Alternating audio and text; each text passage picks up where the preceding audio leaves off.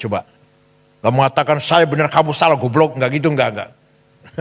Ini orang yang mengaku keturunannya ini, mulutnya kotor banget. Padahal ngakunya keturunannya Nabi Muhammad. Satu orang Habib yang bodoh, lebih mulia daripada 70 kiai orang Jawa. Itu kan ngomong gak benar itu. Habib walaupun zina, walaupun minum arak, pasti masuk surga. Ini, walhasil mereka ini menganggap diri mereka super. Kiai-kiai Jawa ini yang bukan Habib di bawah mereka. Ini bertentangan dengan Quran dan bertentangan dengan Rasulullah sendiri. Inna akramakum indallahi atqakum. Dengan cara membelokkan narasi sejarah dan kebudayaan serta melakukan berbagai adu domba, kelompok intoleran dan radikal terorisme terus berusaha merebut masa depan suatu bangsa dengan menggunakan diksi-diksi agama yang terdistorsi dan dipolitisasi serta dengan mengorbankan sentimen atas nama agama.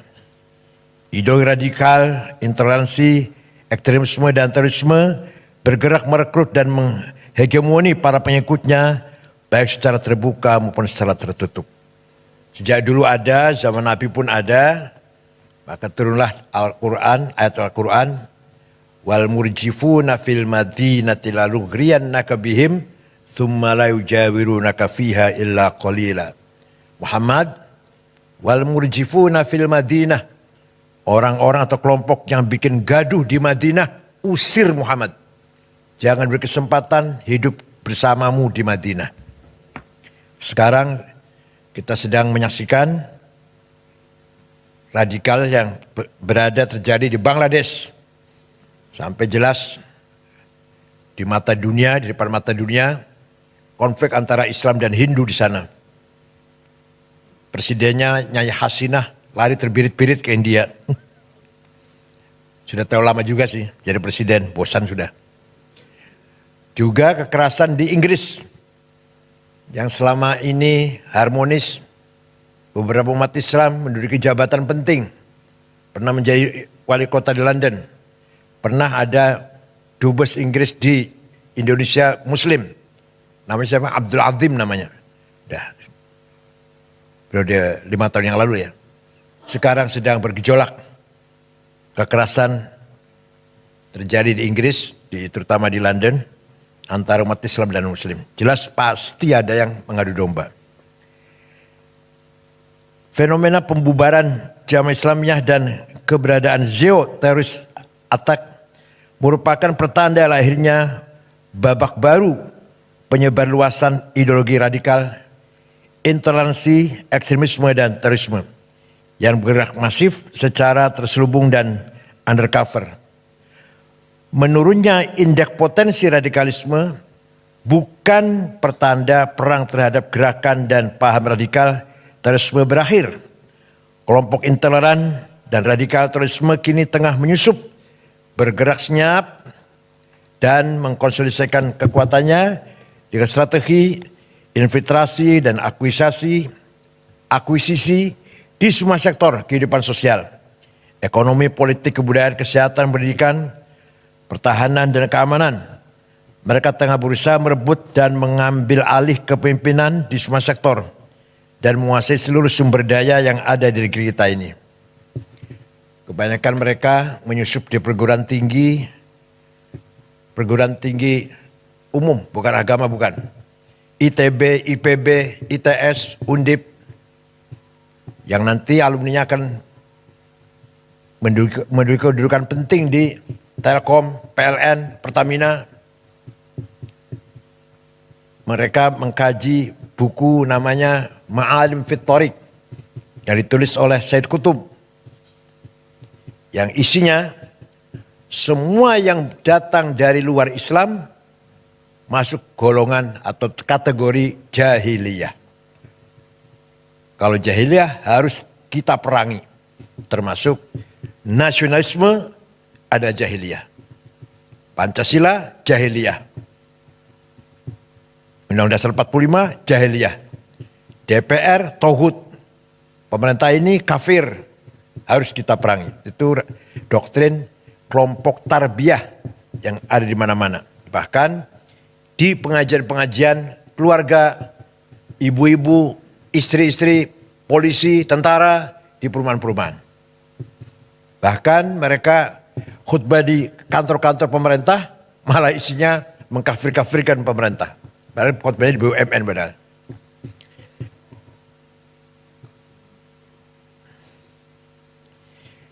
Para penyelenggara negara, aparat penegak hukum dan khususnya BNPT harus lebih waspada dan melakukan screening secara lebih detail terhadap sel-sel intoleransi dan sel-sel radikal terorisme yang lebih luas di ruang publik. Karena sel-sel tersebut tidak lagi menunjukkan tampang garang dan bergerak secara sembunyi-sembunyi, tetapi dengan terang benderang mereka bergerak menggunakan berbagai identitas dan cover, baik sebagai politisi, polisi, tentara, pebisnis, pendidik, agamawan, atau profesi lainnya. Di kelompok polisi ada namanya polisi as-sunnah. Harus kita awasi lah kita. Alhamdulillah hadir di tengah-tengah kita Bapak Dr. Sony Haribowo ya Pak ya. Ini ahli cyber security, terutama di bidang jasa keuangan, perbankan, domisili di New York, kebetulan lagi pulang Indonesia. Dan aktif di SAS Center, beliau sebagai Dewan Pakar. Terima kasih atas kedatangannya. Ada Pak, dari SAS Center ada Pak Singgi, ada Pak Gus Gofur, Mas Pungki, satu lagi apa Mas Pungki? Pak Dwi. Mas Pungki ini dulu wartawan. Apa sekarang masih wartawan juga?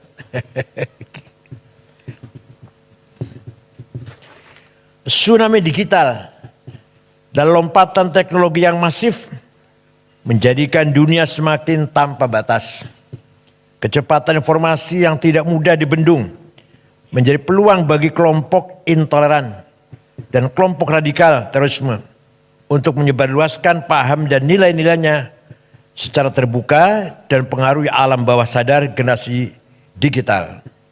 Sosial media dan berbagai platform lainnya dapat menjadi alat propaganda efektif bagi kelompok radikal untuk menciptakan kondisi chaos dan disharmoni di tengah-tengah masyarakat.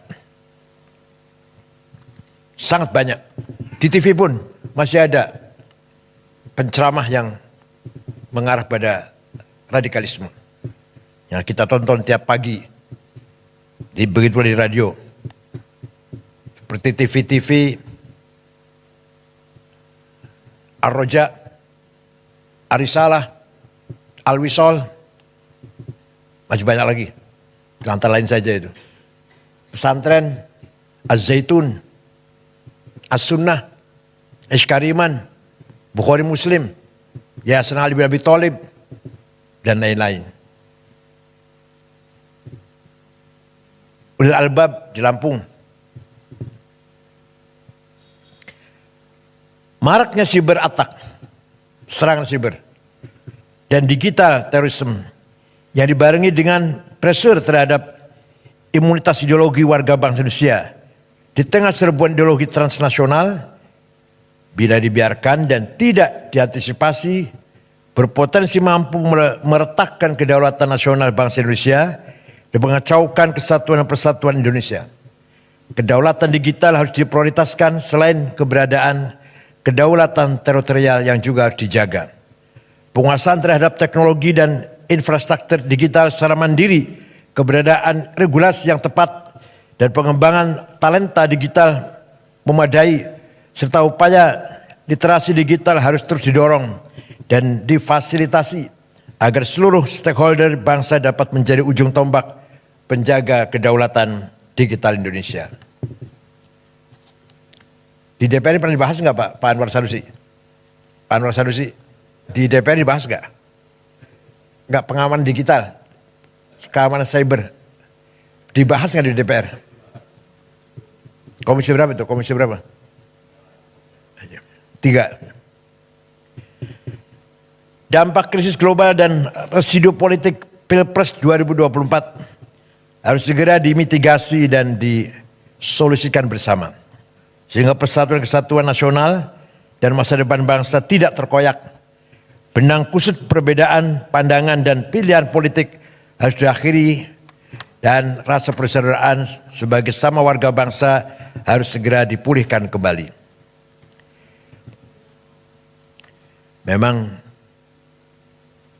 terus terang kita malu dengan pemimpin yang non-muslim kalau kita bicara agama ya.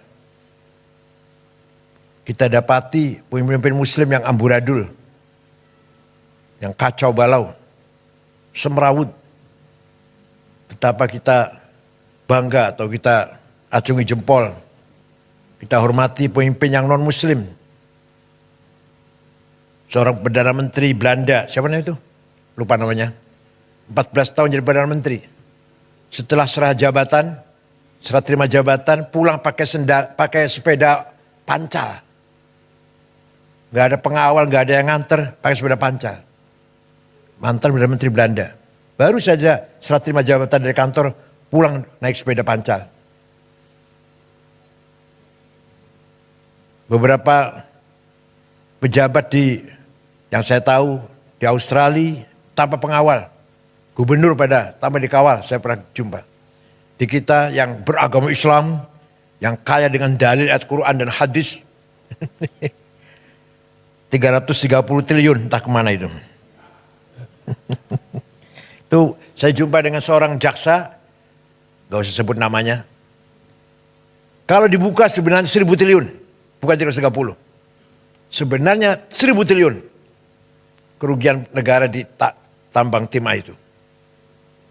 Padahal beragama Islam padahal. Arsenal jamaah lagi. Momentum 17 Agustus di depan mata. Maknai kemerdekaan Indonesia harus lebih bisa dimaknai sebagai momentum untuk melakukan refleksi, evaluasi dan menyusun rencana aksi guna mewujudkan cita-cita kemerdekaan Indonesia. Kalau dalam bahasa Arab, muhasabah, introspeksi. Kemudian kalau kita menjumpai kegagalan, mu'atabah, blaming self. Jangan nyalakan orang lain. Kemudian ke depan, muraqabah. Tetap kita membangun optimis. 17 Agustus adalah momentum mensyukuri nikmat kemerdekaan.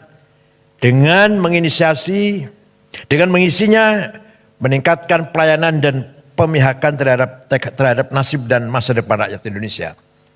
Bukan sekedar perayaan pesta pora yang menghabiskan 87 miliar.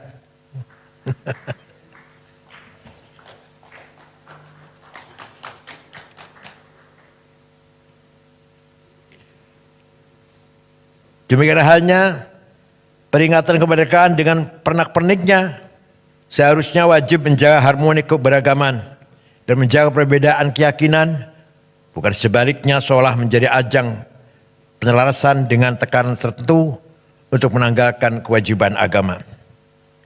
Di sini dibutuhkan kelompok yang betul-betul mengawal moral bangsa, baik dari ulama Islam maupun dari para agamawan agama-agama yang lain.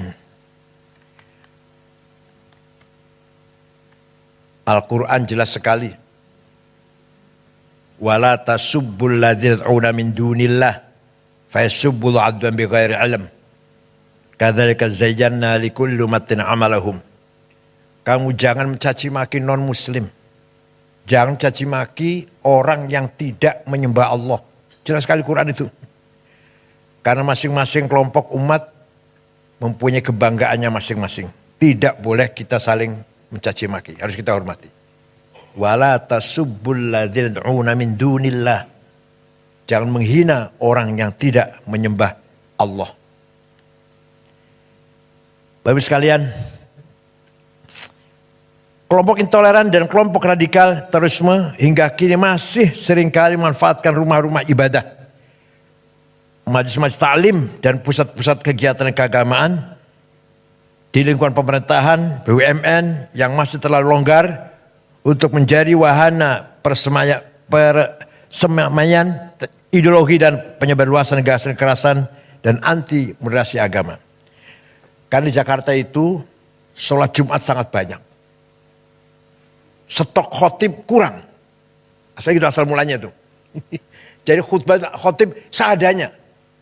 Masjid banyak, kantor-kantor Jumatan. Masjid-masjid di masyarakat sangat banyak. Yang mampu khutbah kekurangan. Jadi stok khotib yang kurang. Akhirnya seadanya khotib. Asal bisa ngomong. Maka naiklah ke panggung-panggung khutbah Jumat. Orang-orang yang tidak layak, tidak pantas menyampaikan dakwah Islam dengan sebenarnya. Dalam khutbah mencaci maki, tidak sah itu khutbahnya. Kalau ukuran kitab Fathul Mu'in, Fathul Qarib, nggak sah. Nyebut nama aja nggak sah. Kalau khutbah mencaci maki orang, dia menyebut nama, sudah tidak sah itu. Kalau mau ceramah, kalau mau menyebut nama, di luar khutbah. Ceramah biasa. Kalau dalam khutbah, 2 khutbah itu mengganti 2 rakaat salat duhur. Sangat suci, sangat sakral khutbah Jumat itu.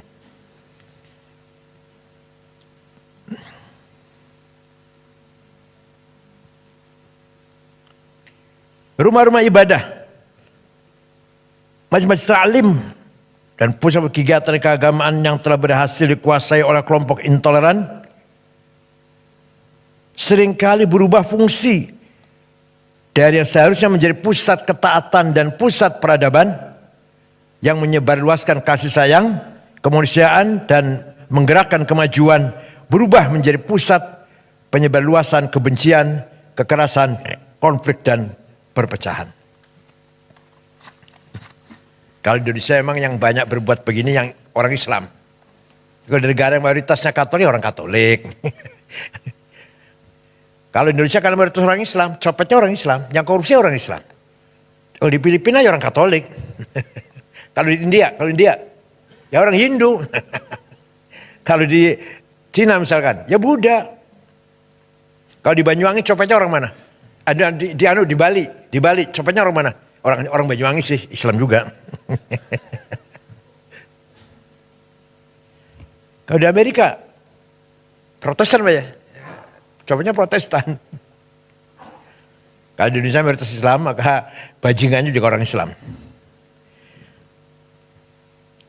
Rasulullah SAW juga jauh-jauh hari telah mengingatkan kita semuanya agar jangan sampai rumah-rumah ibadah beralih fungsi menjadi fungsi yang sia-sia atau bahkan berfungsi destruktif bagi masyarakat, bangsa dan negara. Ya'ti 'alan nas zamanun yahlifuna fi masajidihim wa laysa humumuhum illa dunya.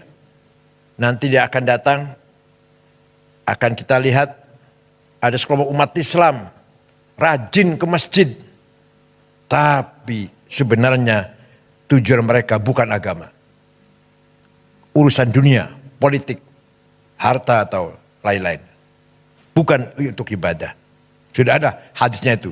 Fala tujalisum, jangan kamu pergauli mereka itu. Rawahu Al-Hakim.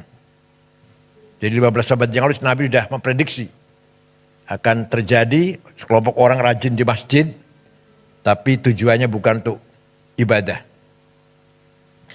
Virus ideologi radikal intoleransi yang bergerak masif secara terselubung dan undercover harus diberantas tuntas. Imunitas ideologi harus diperkuat, konsensus nasional, spirit kebinekaan, dan spirit cinta tanah air harus terus dijaga dan dikonsolidasikan. Di Mesir, Ikhwan Muslimun radikal mencoba kudeta terhadap Presiden Jamal Nasir tahun 65. Gagal, pemimpinnya digantung, Said Qutb, Ashmawi, Zaki Muhandis, Umar Tilimsani, Hussein Hudaybi, digantung di Medan Tahrir, Tahrir Square. Ikhwan dilarang, tapi muncul lebih radikal lagi. Jamaah Takfir wal Hijrah tahun 69. Dibentuk oleh seorang bernama Syukri Ahmad Mustafa yang mengkafirkan seluruh orang. Semua orang kafir, termasuk Grand Sheikh Al-Azhar. Itu yang membunuh Presiden Muhammad Anwar Sadat tahun 81, membunuh Menteri Wakaf Haji dan Wakaf Husain Al-Dhahabi, membunuh wartawan senior Yusuf Sibai. Kemudian Husni Mubarak memberangus mereka. Ternyata tidak habis, nggak bisa habis. Kemudian mereka sembunyi di gurun-gurun Sinai, antara lain namanya Ayman Al-Zawahiri. Kemudian pergi ke Afghanistan, jumpa dengan Usama bin Laden dari Saudi, bergabung jadi satu mendirikan Al-Qaeda. Dari Mesir namanya Ayman Al-Zawahiri. Kalau ISIS didirikan oleh seorang remaja umur 22 tahun dari Jordan namanya Mus'ab Zarqawi. Yang jelas 1000% made in Tel Aviv. Kalau ISIS. Kalau Al-Qaeda enggak, bukan made in Tel Aviv. Al-Qaeda made in Afghanistan. Kalau ISIS, Mus'ab Zarqawi memang domisili di Tel Aviv, anak Jordan. Kemudian terbunuh, diteruskan oleh Abu Bakar al-Baghdadi. Yang nama aslinya Awad bin Ibrahim al-Badri. Sudah terbunuh juga sudah.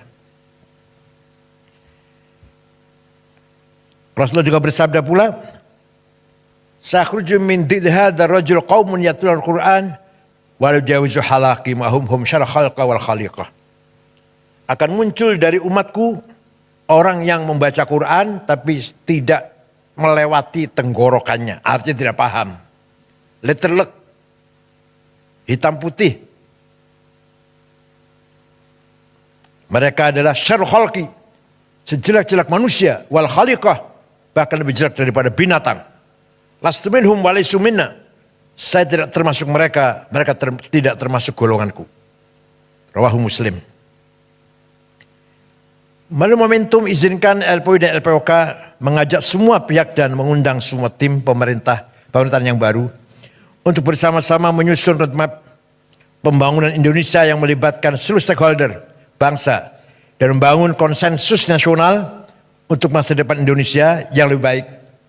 Agar ke depan blubuk pembangunan bukan hanya menjadi domain penyelenggara negara, tapi menjadi domain semua pihak untuk kemajuan bersama. LPI, LPOK siap menjadi konsolidator diplomasi dunia Islam di kancah internasional, sekaligus menjadi orkestrator harmoni pembangunan nasional untuk kebaikan bersama.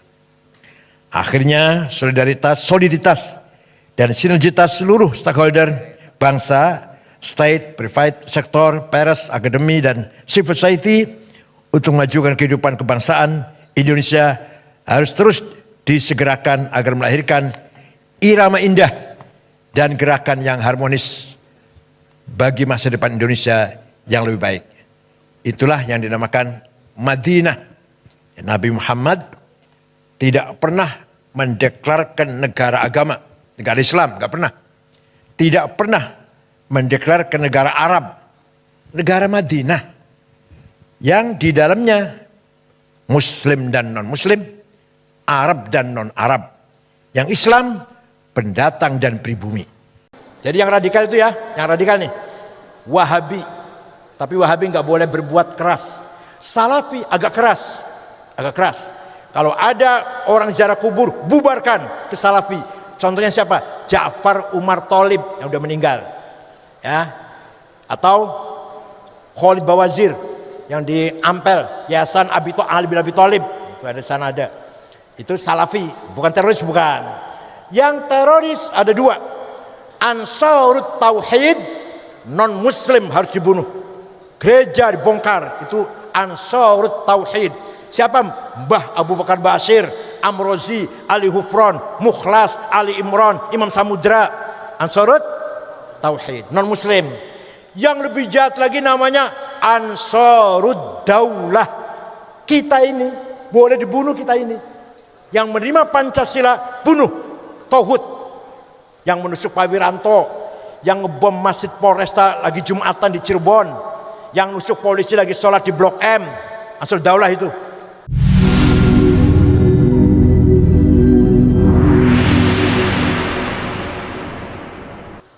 Belanda dulu melarang pribumi sekolah. Yang boleh sekolah orang Kristen, Cina, orang Kristen boleh sekolah. Yang pribumi Muslim tidak boleh sekolah. Jangan pinter. Ini bedanya Belanda dengan Inggris. Kalau Inggris menjajah, mendidik rakyat. Singapura, Malaysia, Brunei, pinter-pinter. Kalau Belanda beda. Jangan sampai yang dijajah ini pinter. Itu Belanda. Tahun 1902, ini ringkas, cerita ringkas ini, kalau rinci 6 tahun. Tahun 1902 Belanda berubah. Politik etik, ngakunya gitu. Politik akhlak, yaitu pribumi yang beragama Islam silahkan sekolah. Pintu dibuka lebar-lebar agar pribumi ayo sekolah. Nah, kiai-kiai curiga, para ulama curiga. Ada apa ini? Yang tadinya larang sekolah, sekarang malah boleh sekolah SR, SMP, SMA. Ada apa ini? Jangan-jangan malah tujuannya at least al-aqal menjadikan generasi Islam Indonesia tidak begitu semangat berislam. Artinya apa namanya? Almaniyin atau sekuler. Apa namanya? Sekuler. Almaniyin. Tidak ada semangat untuk berjuang Islam. Paling tidak syukur-syukur murtad. Syukur-syukur. Itu harapannya Belanda, syukur-syukur murtad. Minimal almaniyin. Akhirnya para kiai mengharamkan sekolah SR. Haram sekolah SR. Haram nulis dari kiri. Nulisnya kan dari kiri kan. Gak usah kiai dulu banget, enggak. Ayah saya dulu masih gitu. Yang baru wafat tahun 90. Ayah saya Santri Lirboyo juga, ayah saya tahun 40 sampai tahun 45. Mondok Lirboyo. Muridnya Mbah Manaf. Kalau saya Santri Lirboyo 68 sampai 71. Ngaji sama Ki Mahrus. Ba'da subuh Mughnil Labib, ba'da dzul Uqudul Juman Sulmul Waraq, ba'da asar Ghayatul Wusul, ba'da isya Fathul Wahab, tapi enggak ada yang khatam. Yang penting ngaji, khatam enggak penting.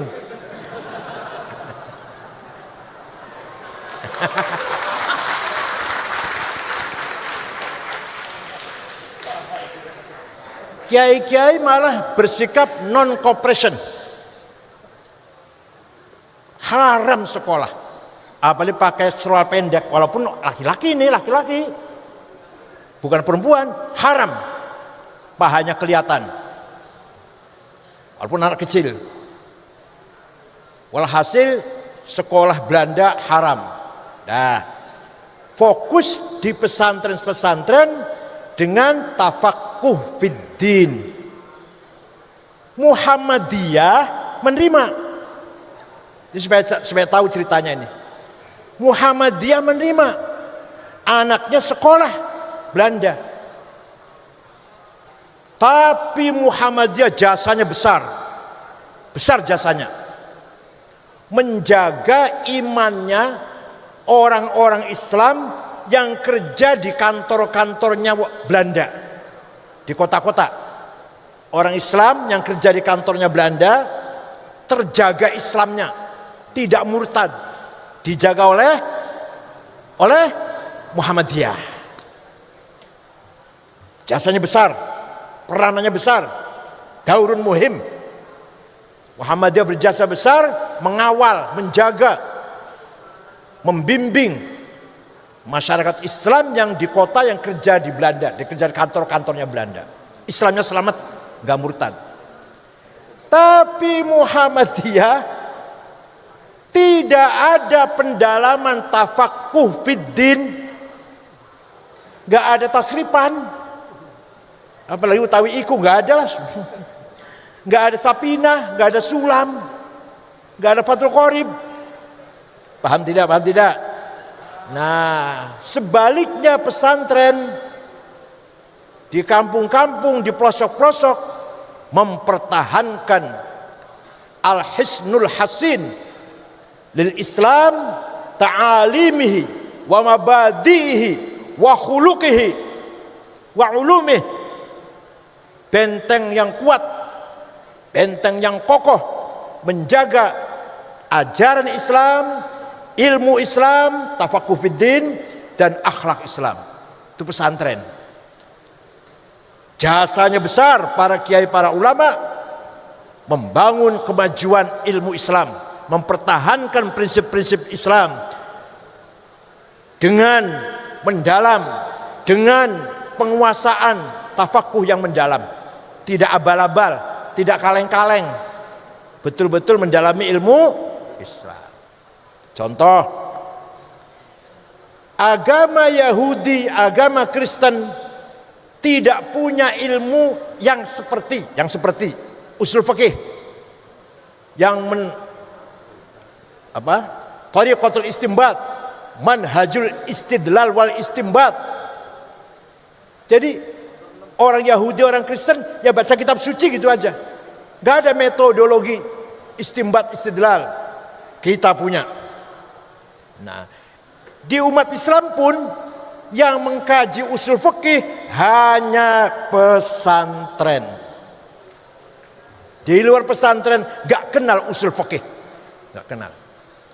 Apalagi SAG lah. Kecuali kalau SAG pesantren, kecuali Tribakti, kecuali kalau Tribakti.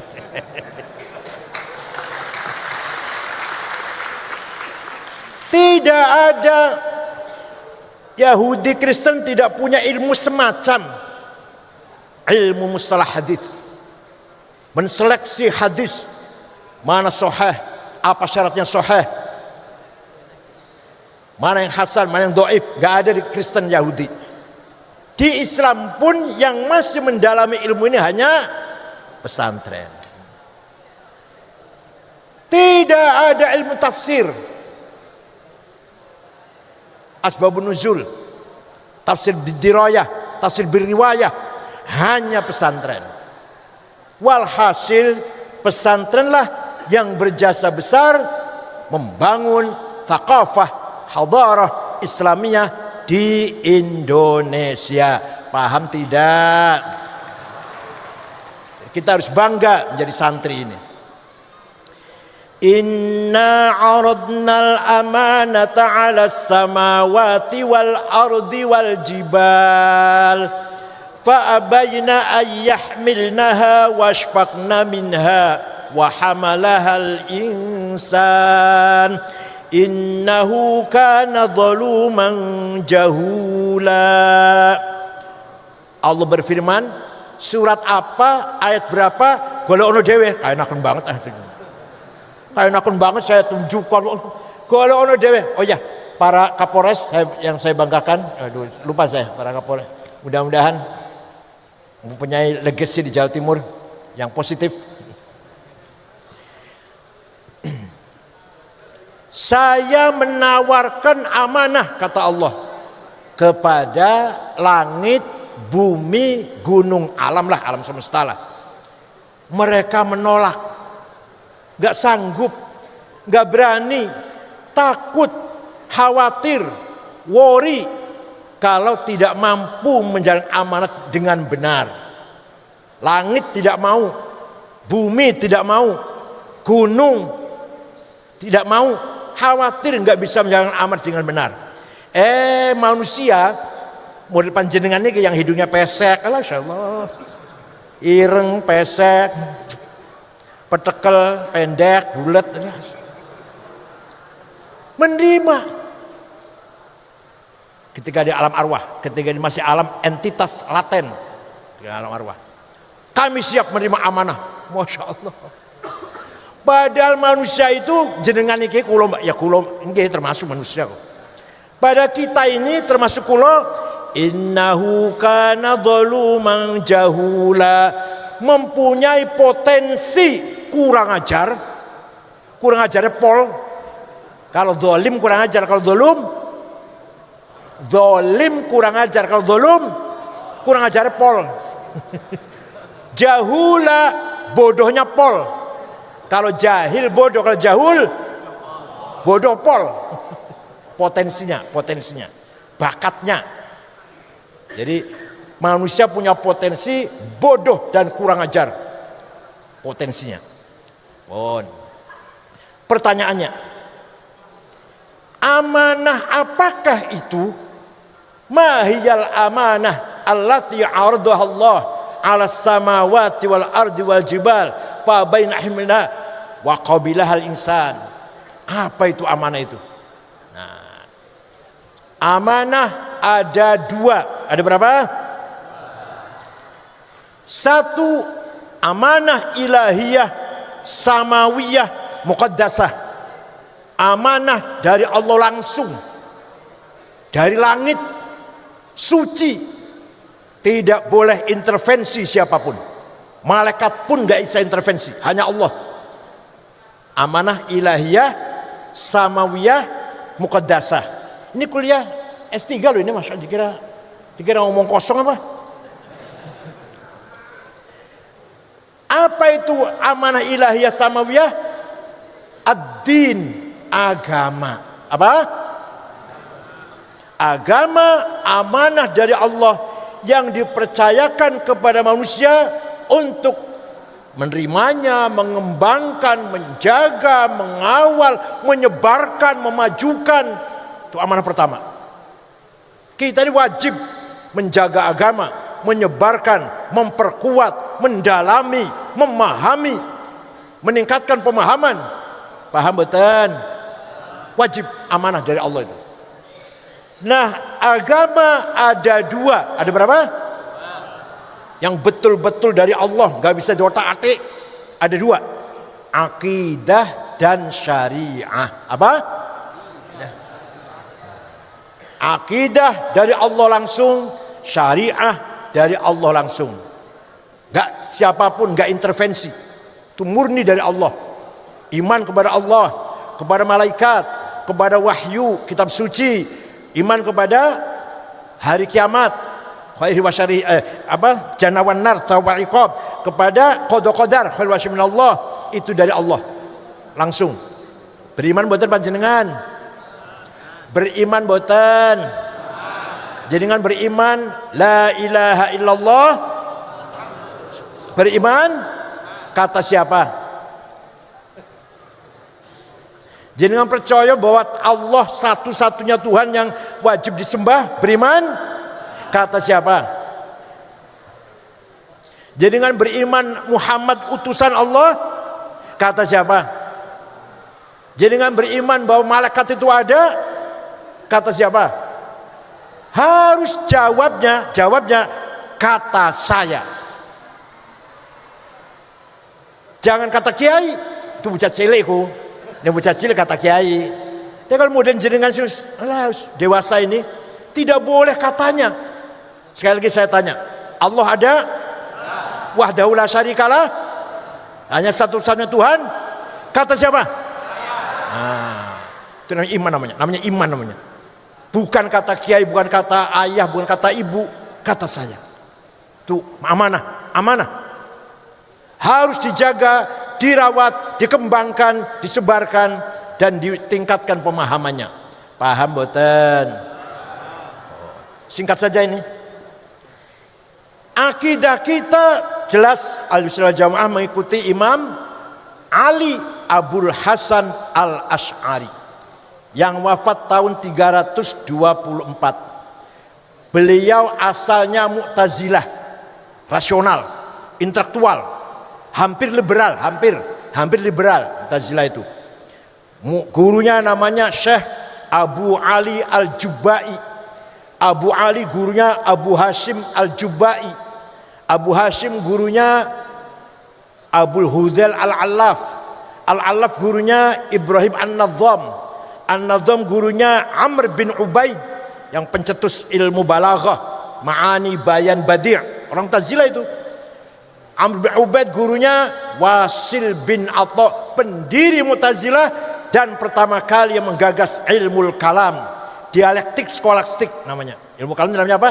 Ilmu dialektik skolastik. Itu namanya Wasil bin Atha. Wasil bin Atha ini orangnya cerdas. Sayang tidak bisa nyebut R. Apa jadi bahasa Jawa apa? Enggak bisa ro, enggak bisa. Pelo ya. R tuh gak bisa. Tapi beliau kalau ngajar berjam-jam, ceramah, khutbah berjam-jam, menghindari huruf ro. Gak pernah minta huruf ro. Pinter banget. Gudang garam, gudang uyah.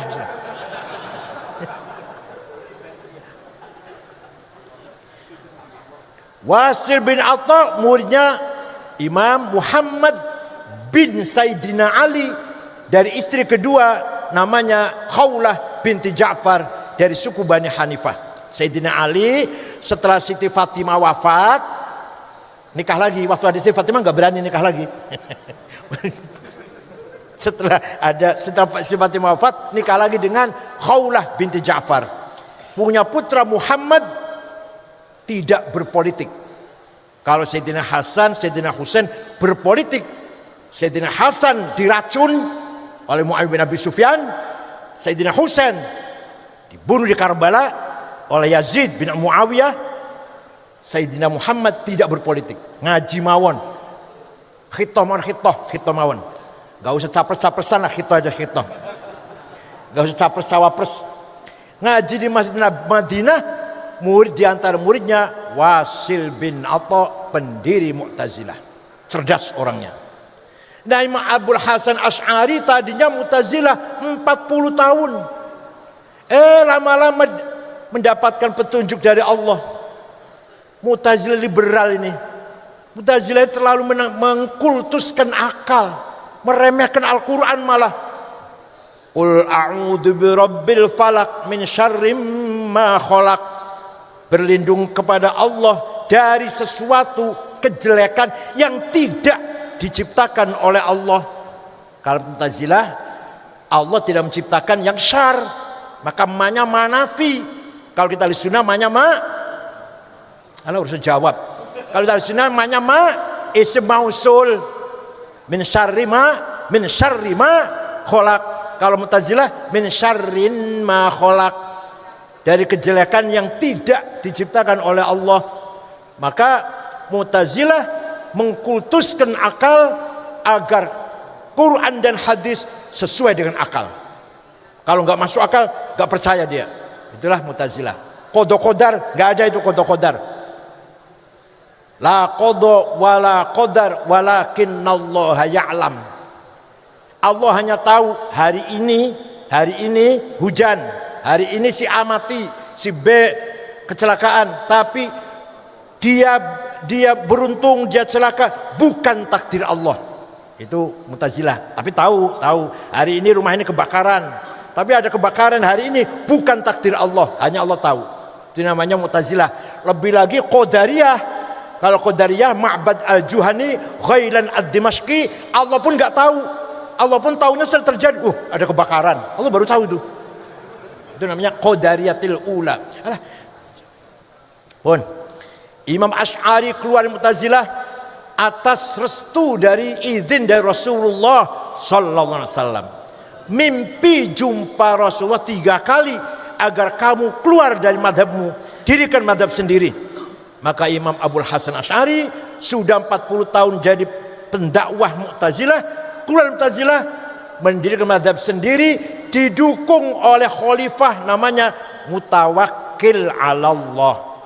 Sebelumnya khalifah Mu'tazilah semua Mu'tasim, Wathiq, Ma'mun, Mu'tasim, Wathiq, anaknya Harun Rasyid. Nah, Mutawakkil mendukung madhab Ahlussunnah wal Jamaah. Mu'tazilah dipecat dari jabatan-jabatan penting, diterima oleh gubernur Dailam, Syiah, gubernur provinsi Dailam. Mu'tazilah, kamu diusir dari pusat-pusat ahli sunnah, sini pindah sini, masuk ke kota Syiah. Maka sampai sekarang, sejak itu Syiah orang yang cerdas-cerdas, didukung oleh kecerdasan Mu'tazilah. Gitu ceritanya. Bukan saya Syiah, bukan, lagi cerita itu. Saya itu pelajarnya begini, pelajaran kuliah saya itu ini. Jadi kalau saya hafal cerita begini, bukan karena saya Syiah. Ada yang ngomong, ini kalau ente kalau cerita Syiah aku hafal banget, ente Syiah ini. Bukan, pelajaran saya ini. Paham betul? Jurusan saya ini, jurusan saya waktu kuliah. Jadi cerita begini hafal lah. Imam Asy'ari mencari jalan tengah bainan nasy wal aql. Jangan terlalu tekstual, tapi tidak terlalu rasional, jalan tengah. Butuh orang cerdas. Maka Ahlussunnah wal Jamaah itu harus cerdas. Kalau nggak cerdas seperti kita ini jadi begini ini. Kalau kita betul Ahlussunnah wal Jamaah berpikir tengah-tengah antara nas dan akal, harus cerdas. Kalau nggak cerdas, ya kesampean ini jadinya begini ini. Akibatnya kayak gini ini, kan nggak cerdas. Coba cerdas. Imam Asy'ari berusaha mencari jalan tengah.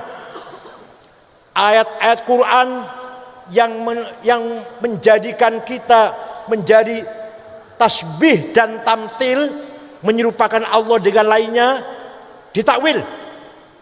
Tangan Allah bukan tangan, kekuasaannya yadullah fawqa aydihim wa yabqa wajhu rabbika dzil jalali wal ikram.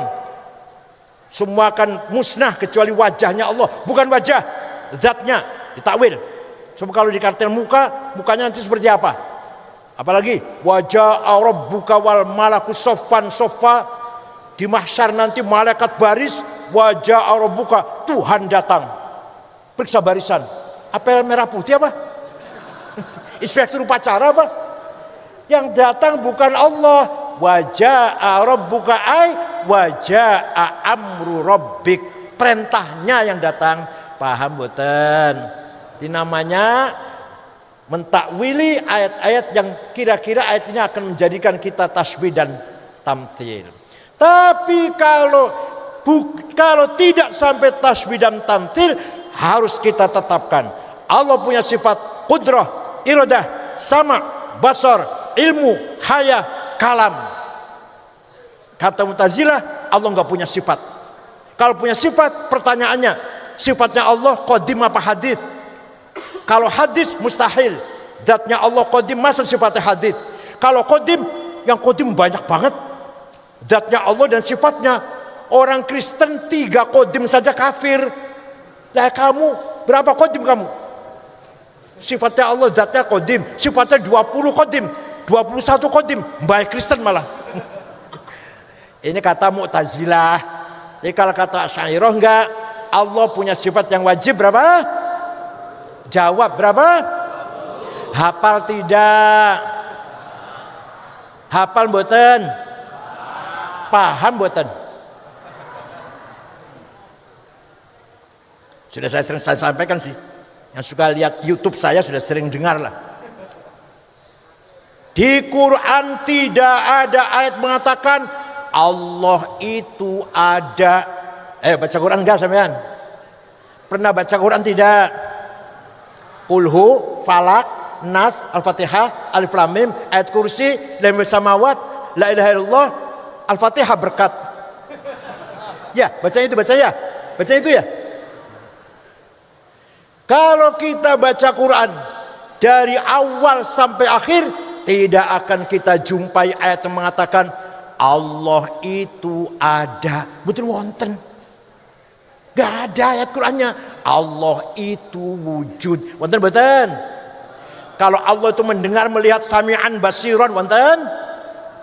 Kalau Allah itu hidup, hayyun qayyum, wonten. Kalau Allah itu maha kuasa, qadirun, muridun, wonten. Tapi Allah itu ada. Wonten mboten Quran? Jawab, wonten mboten? Yang enggak jawab berarti enggak pernah baca Quran, itu jelas-jelas. Imam Asy'ari menyelamatkan umat. Ngeman umat. Maka Asy'ari dengan ijtihadnya, dengan kecerdasannya, Imam Asy'ari menetapkan Allah punya sifat nafsiyah, namanya sifat wujud, malah nomor 1 malah. Ning Qur'ane gak ono, tapi malah jadi sifat wujud nomor 1. Ya Allah, luar biasa Asy'ari ini. Ngeman panjenengan, ngeman kita. Kalau yang filter, yang cerdas, Ibnu Sina, Al-Farabi, Al-Kindi, Ibnu Rushd, terserah. Mau ngerti sifat wujud apa enggak, mereka udah pinter-pinter. Jenengan ini, insyaallah. Ini orang sifat wujud, enggak ruh yang Allah itu ada. Kalau enggak ditetapkan sifat wujud, paham betul?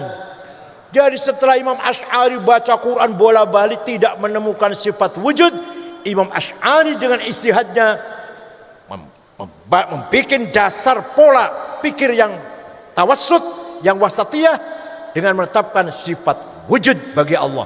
Dan itu sifat nomor 1. Karena Imam Asy'ari, kita ini sebenarnya tidak ada, tapi kita ini diadakan oleh yang ada.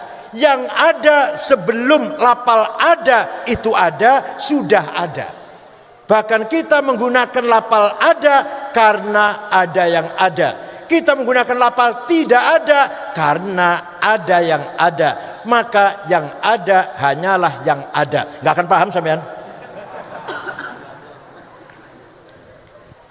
Kita ini sebenarnya tidak ada. Alam bukannya kita lah. Alam ini sebenarnya tidak ada. Tapi apa?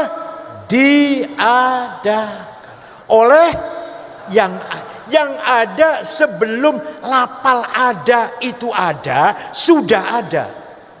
Bahkan kita bisa menggunakan lafal ada. Ahmad ada di masjid, Abdullah ada di madrasah, karena ada yang. Atau kita menggunakan kata tidak ada, uang tidak ada, air tidak ada, karena ada yang. Maka yang ada hanyalah yang ada. Nah, kita pahami dulu supaya paham. Ada dhamir, pronoun, kata ganti ada 3. Ana, anta, huwa. Saya, engkau, dia. Silakan dipakai, silakan. Ana Said, ana Abdullah, ana Abu Bakar, ana Hasan, ana Zainab, ana Maryam, silakan. Tapi nanti mati semua. Mati enggak? Mati semua. Yang menggunakan ana itu anak Toto, anak Sukardi, mati. Tinggal ana satu yang tidak mati. La ilaha illa ana fa'budni. Tidak ada Tuhan kecuali. Itu artinya la wujuda illa ana. Tidak ada yang ada kecuali ana. Itu artinya la ana illa ana. Tidak ada aku kecuali aku. Aku Hasan, aku Abu Bakar, aku Said, aku Abdullah, aku Zainab, aku Maryam, aku Toto, aku Sukardi. Mati kabeh wis. Tinggal ana. Tinggal ana. Allah. Paham boten? Ini nggak pernah diajari gini, jadi sulit banget paham ini. Cuman sarapannya ampas kelapa sih, aduh ya Allah. Apa? Tumpang ya. Sarapan itu susu, madu, jahe. Nah, itu cerdas. Sarapannya tumpang ya Allah.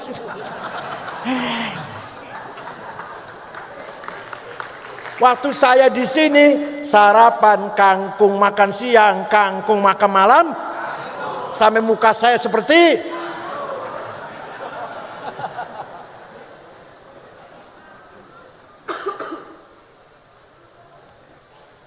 waktu itu kiriman saya sebulan 3.000 rupiah. Untuk makan saja 1.500. Belum iuran kamar, iuran pondok, iuran madrasah. Entek pisan. Berarti di warung tuh nyatet terus. Nanti kalau datang kiriman bayar, nyatet lagi besoknya. Ngoten mboten panjenengan? Ngoten mboten? Rupanya mirip mawon, enggak beda jauh lah. Pun. Begitu pula anta. Silakan dipakai. Engkau Ahmad, engkau Hasan, engkau Abu Bakar, engkau Toto, engkau Sukardi, engkau Edi, engkau Said, mati kabeh bakale.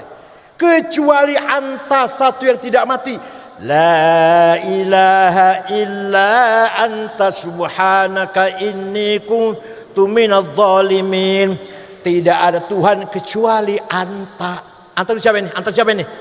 Anta Allah. Artinya la wujuda illa anta. Tidak ada yang ada kecuali engkau. Artinya la anta illa anta.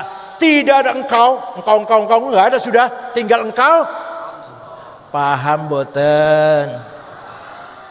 Yang terakhir huwa. Dia Ahmad, dia Abu Bakar, dia Hasan, dia Sukardi, dia Solikin, dia Maryam, dia Zainab, mati kabeh. Mati semuanya. Tinggal dia satu yang tidak mati. La ilaha illa huwal hayyul qayyum. Tidak ada Tuhan kecuali huwa. artinya la wujuda illa huwa, tidak ada yang ada kecuali huwa, artinya la huwa illa huwa, tidak ada dia kecuali dia. Paham boten? Maka zikirnya Kiai Mahrus kalau sudah mengimami tahlil nanti ada yahu yahu yahu yahu, hilang jane tinggal hu. Masih pakai enggak? Zikirnya Kiai Mahrus gitu kalau memang tahlil. Nah itu pertamanya la ilaha illallah, la ilaha illallah, lama-lama illallah, illallah, illallah, lama-lama Allah, Allah, Allah, yahu, yahu, yahu, hu. Alas. Ini namanya tarekat syatoriyah ini. Tarekat syatoriyah. Supaya kita ini ketika zikir enggak mikir uang, enggak mikir pangkat, enggak mikir jabatan, enggak mikir istri, kecuali hu. Yang dipikir siapa? Dia siapa? Maka yang ada hanyalah yang ada. Nah, teman-teman Asy'ari namanya. Nih, saya paham begini dapat 2 tahun loh. Saya paham begini 2 tahun, jenengan maunya 10 menit paham. Yang kedua, agama isinya syariah apa? Suatu ketika gubernur Mawaro an-Nahr, Transoksania, Afghanistan dan sekitarnya lah, sebelah sononya Bengawan, namanya Transoksania, namanya Abdurrahman Al-Mahdi. Siapa namanya? Kirim surat pada Imam Syafi'i. Imam Syafi'i itu nama lengkapnya Abu Abdullah Muhammad bin Idris bin Abbas bin Uthman bin Syafi' bin Musayyab bin Ubaid bin Abdul Yazid bin Abdul Muttalib. Jadi Imam Syafi'i itu bukan Habib, bukan, tapi ketemu karo Kanjeng Nabi di Syekh Abdul Muttalib. Beliau lahir di kota Ghazah, Palestina tahun 150 Hijriah, wafat di Kairo, Mesir, dusun Fustot, Kairo tahun 204. Jadi usianya Imam Syafi'i itu hanya 54. Saya, ayo bedaan, aku umurnya bro. Ayo bro, 71. Kiai Kafab ini masih nyusew. Masih adik saya ini kalau umur. Bukan ilmunya, bukan. Umurnya masih adik saya. Paling tua kalau barangkali paling tua saya barangkali di sini ya. Paling tua saya barangkali 71 saya ini. Imam Ghazali 55. Imam Nawawi 45. Imam Suhrawardi 38. Bapaknya Gus Dur Kiai Wahid Hasyim 39. 39 bapaknya Gus Dur itu tim 9 panitia persiapan kemerdekaan Indonesia bersama Soekarno, Hatta, Karmu Zakir, Agus Salim, Abi Kusno, Laimena, Marimis dan Wahid Hasyim. Tim 9. Umurnya 39 sudah wafat. Jasanya besar sekali. Ada orang umurnya pendek tapi jembar, ada orang umurnya panjang tapi sempit. Gak ada manfaatnya apa-apa kecuali lumayan pilkada, suara satu lumayan. Suatu ketika Gubernur Abdul Al-Mahdi kirim surat kepada Imam Syafi'i. Dibaca. Isinya, Syekh, saya ingin paham syariat Islam dengan benar. Imam Syafi'i memanggil muridnya namanya Rabi' bin Sulaiman Al-Muradi. Siapa? Rabi' sini. Naktub Arisalah. Tulis surat, balas pertanyaannya gubernur. Rabi' nulis, Imam Syafi'i ngendikan, imla dikte. Akhirnya suratnya Imam Syafi'i untuk Gubernur Abdul Al-Mahdi berjumlah 300 halaman. Itulah yang disebut namanya Ar-Risalah. Apa? Saya yakin panjenengan ngimpin delok ora tahu. Jangan kena ngaji, ngimpin delok kita ora. Dua coba Ar-Risalah dua coba niki. Ar-Risalah Imam Syafi'i awal mula cikal bakal ilmu usulul fiqh. Apa? Isinya apa isinya? Ringkas saja ya, ringkas ya. Kalau rinci 3 tahun gitu, masya Allah, kita gampang apa? Gubernur, kalau panjenengan ingin paham syariat Islam, pertama harus paham Al-Quran dengan berbagai tipe ayat.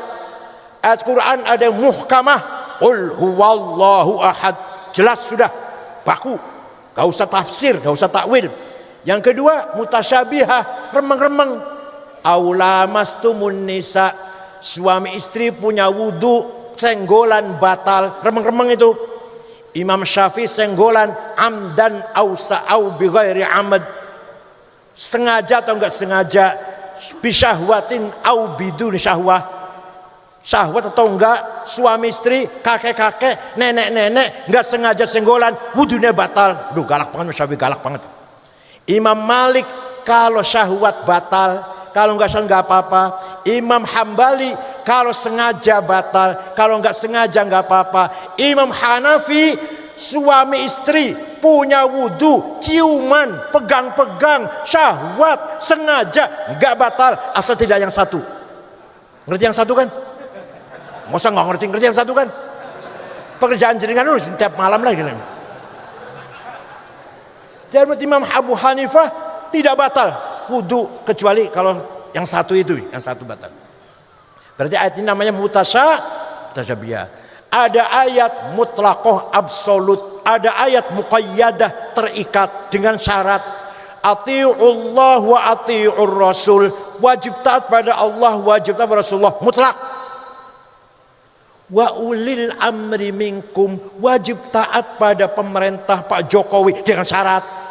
Enggak mutlak, enggak. Dengan apa? Dengan kalau pemerintahnya baik, kalau enggak baik, jangan ditaatin. Paham betul? Ini namanya muqayyadah. Satu rangkaian kalam tapi ada yang mutlaqah, ada yang muqayyadah. Ada ayat ammah dan ayat khassah.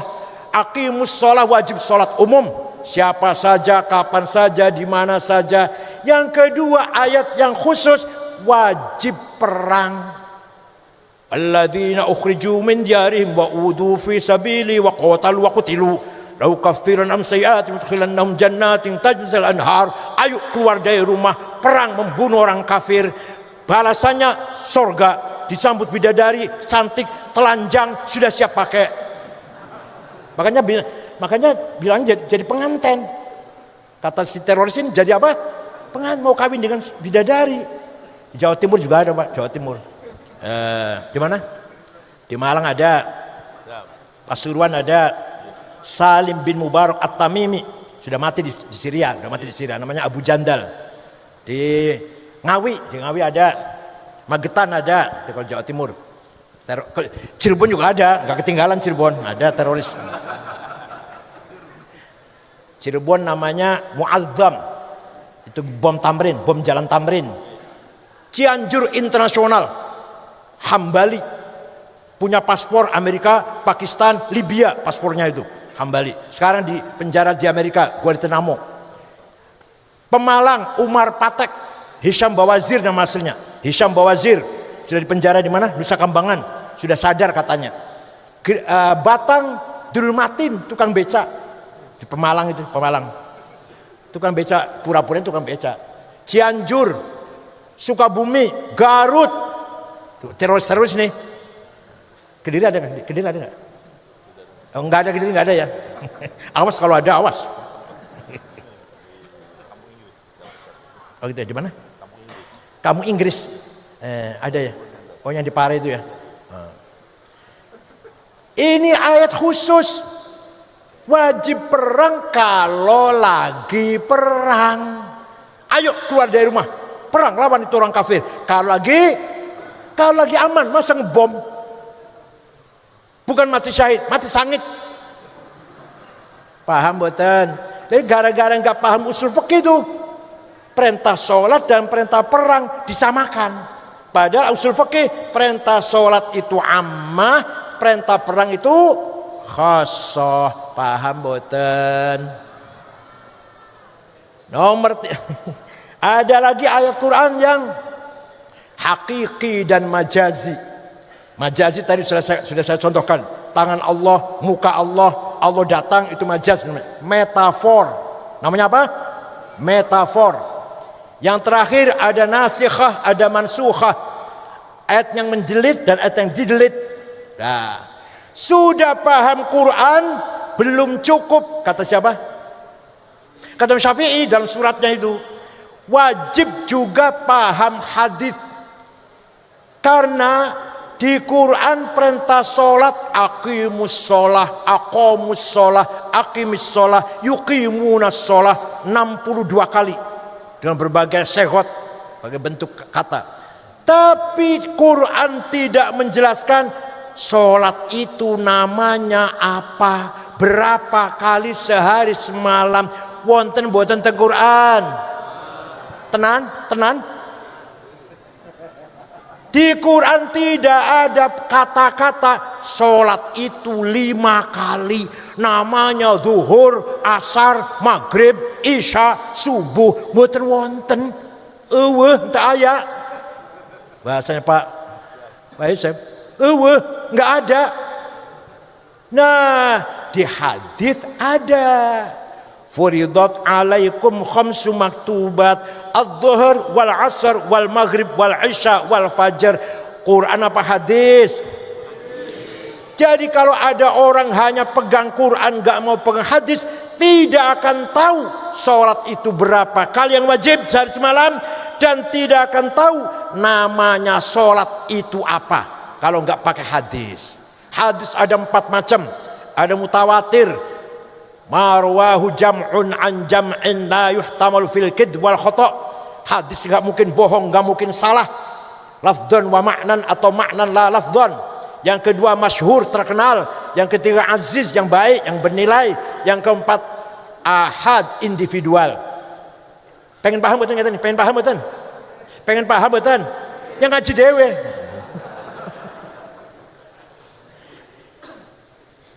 Sudah paham Quran, sudah paham hadis, belum cukup. Kata siapa?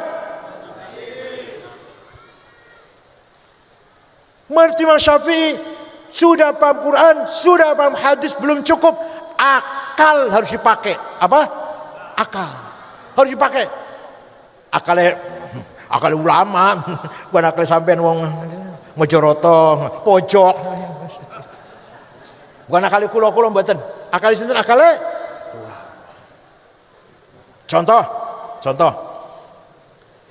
Prakteknya salat. Komponennya salat. Arkanus sholati sab'ata asyar. Rukun salat 17, takbiratul ihram, an-niyah, al-qiyamu liman istata'a, qiraatul fatihati fihi, ar-ruku'u at-tuma'nina al-i'tidal dan seterusnya. Quran, hadis itu hasil dari konsensus para ulama, yaitu ijma'ul ulama. Akal ulama ada 2, ada akal kolektif namanya ijma', ada akal individual namanya qiyas. Akal dewe-dewe qiyas, akal rame-rame apa? Ijma'. Paham boten? Ini baru contoh sholat, belum yang lain, ini baru contoh sholat saja. Jadi kalau ada orang tidak mau menerima ijma', gak akan tahu rukunnya sholat. Kalau ada orang sholatnya bagus, saya tanya, Mas sholatnya bagus Ustaz, belajar dari mana? Oh saya belajar langsung dari Quran dan hadis. Wallahi, saya sumpah, wallahi bohong. Wallahi, itu mestinya jawabnya, saya belajar dari ayah saya, dari guru saya, dari imam musola di sebelah rumah. Oh jadi ayah kamu ngajari kamu sholat seperti ini? Iya, itu dari gurunya, dari gurunya, mentok Imam Syafi'i. Imam Syafi'i gurunya Imam Malik gurunya Imam Rabi'ah gurunya Imam Kharijah putra sahabat Zaid bin Thabit. Sahabat Zaid gurunya Rasulullah sallallahu alaihi wasallam. Paham boten?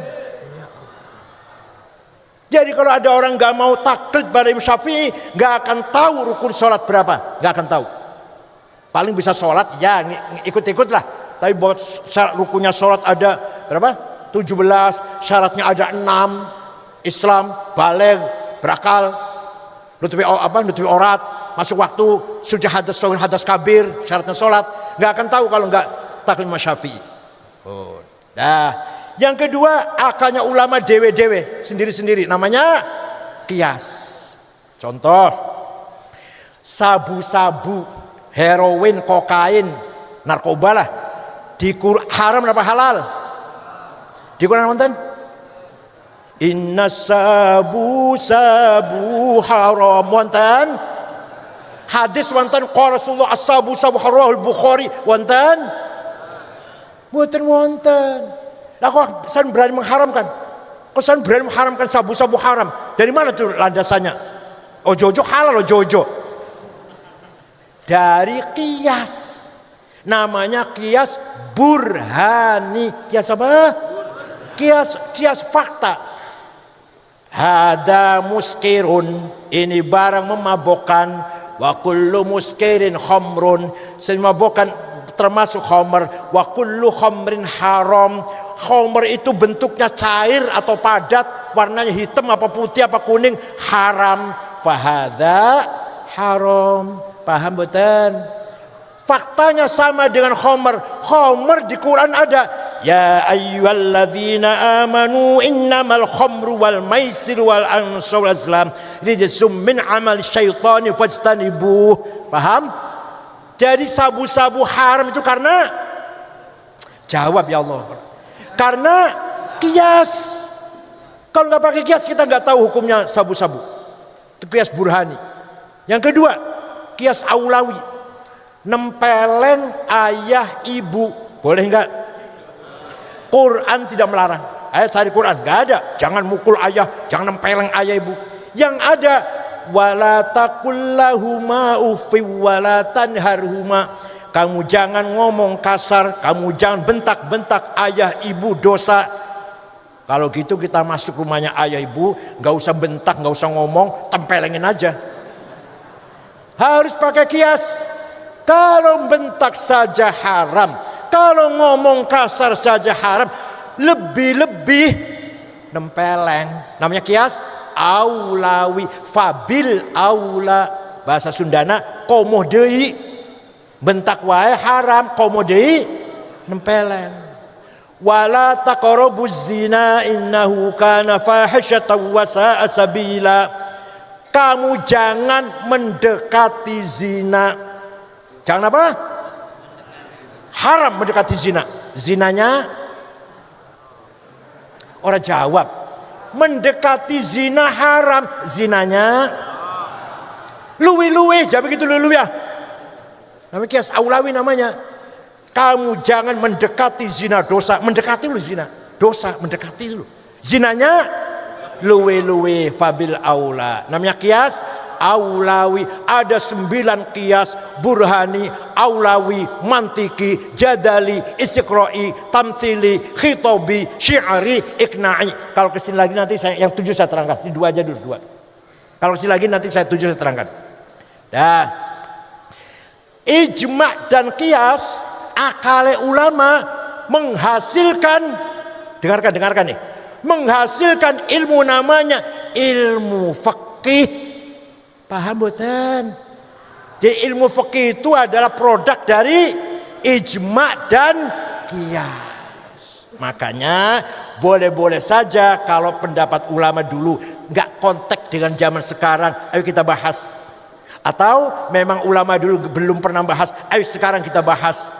Hukumnya cloning, hukumnya bunga bank, hukumnya Jumat di kantor-kantor, bukan di masjid. Ayo kita bahas. Zaman dulu nggak ada itu. Karena akalnya ulama waktu itu belum bahas. Akalnya ulama sekarang harus bahas. Akalnya alum dari Boyong harus bahas sekarang. Masya Allah. Pinter-pinter di Boyong, Masya Allah. 42.000 santri Boyong, kalau yang pinter 420 udah luar biasa. 42.000 kalau yang pinter 4.200, udah luar biasa ini. Dah selesai sudah ini. Itu namanya sebentar lagi ada orang ngomong tidak usah taklid, cukup Quran dan hadis. Sini saya tanya, hadis yang paling top hadis siapa? Imam Bukhari. Ya saya juga tahu, masa ketua umum PBNU nggak tahu? Saya juga tahu hadis paling bagus hanya Lah Imam Bukhari yang hafal hadis 600.000. Hafal hadis 600, jadi kan berangkat bunyian.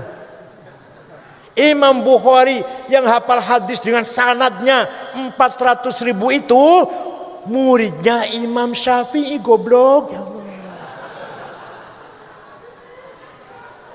Imam Syafi'i wafat tahun 204, Imam Bukhari wafat tahun 256. Duluan Syafi'i. Dan Imam Bukhari taklid pada Imam Syafi'i. Jenengan monggo lihat kitab Bukhari, nggak usah dibaca dalamnya, angel, luarnya aja luar. Sahih Al-Bukhari, Jama' wa Tasnif Muhammad bin Ismail Al-Bukhari, Al-Mutaffa sanata 256, Syafi'iyul madhab. Imam Bukhari saja taklid pada Syafi'i. Ente SAG, ya Allah, nggak mau taklid SAG, bawahannya terjemahan bukunya. Makanya hati-hati di masjid polisi, masjid Polres, hati-hati. Yang khutbah jangan sampai radikal. Di polisi juga ada polisi cinta sunnah, itu mengarah ke radikal itu, polisi cinta sunnah. Saya terang-terangan aja sama polisi lah, nggak apa. Ya teroris enggak, tapi radikal, ekstrim. Maulid Nabi bid'ah, ziarah kubur bid'ah, haul musyrik, ziarah kubur musyrik. Itu ada di polisi juga, namanya polisi cinta sunnah namanya. Iya, di BUMN. Dan yang saya kaget di kereta api, Masya Allah.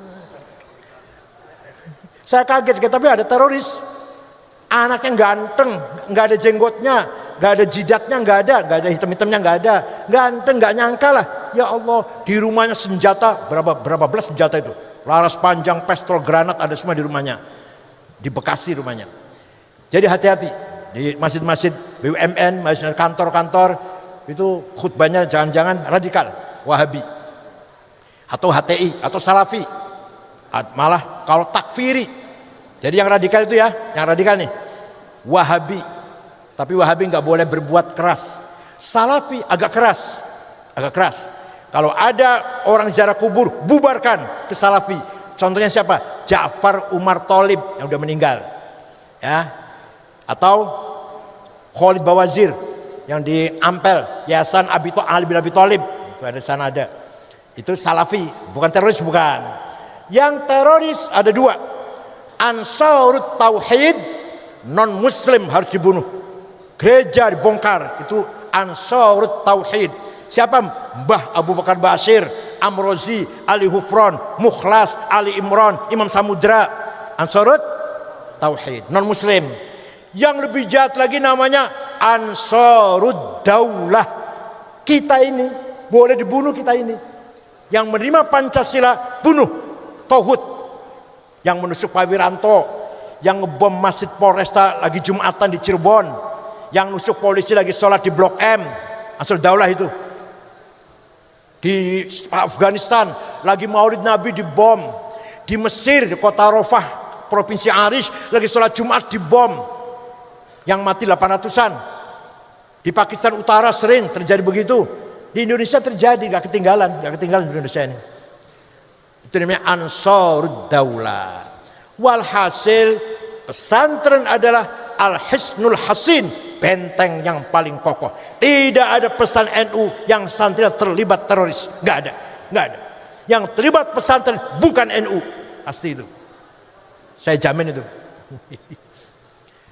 Kayaknya nggak pernah ngajarin begini ya cara ngerakit bom, pernah nggak ngajarin? Kiai Kafe pernah. Begini ya caranya masang bom, pernah ngajarin gitu nggak? Nggak pernah. Udah selesai ya, amanah nomor 1 selesai. Tadi bilang saya katakan amanah berapa? 2. Yang kedua, amanah insaniyah ijtihadiyah. Amanah kedua, amanah yang bersifat manusia dan bersifat kreativitas, kecerdasan, bukan dari Allah, bukan dari langit. Ya semuanya dari Allah sih, hakikatnya semua dari Allah. Tapi kita dituntut agar cerdas, kreatif. Ada 2, ada berapa? Ada thaqafah, ada hadharah. Pertama apa? Yang keras. Pertama apa? Thaqafah. Yang kedua hadharah. Thaqafah apa isinya? Apa thaqafah itu?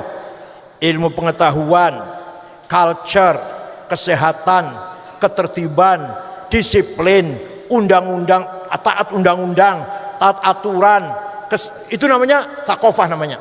Paham betul? Paham betul?